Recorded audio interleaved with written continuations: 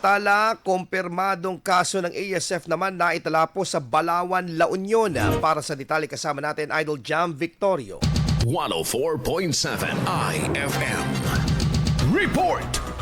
Nakapagtala ng ilang kaso ng African Swine Fever o ASF sa Barangay Sablot, Balaoan, La Union ngayong Agosto base sa kumpirmasyon ng Department of Agriculture Regional Field Office 1. Dahil dito, agad nagpatupad ng istriktong protocol ang lokal na pamahalaan upang maiwasan ang pagkalat ng sakit sa ibang lugar. Sa bisa ng kautusan, magsasagawa ng voluntary blood testing sa mga alagang baboy na nasa 500-meter radius at posibleng culling operation sa mga magpupusitibo.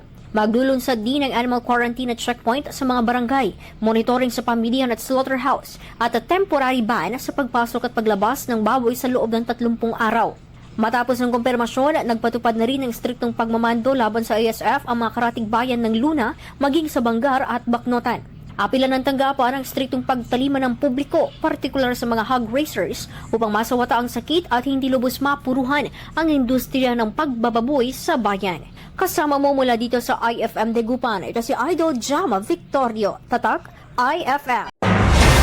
IFM News. IFM News. IFM News.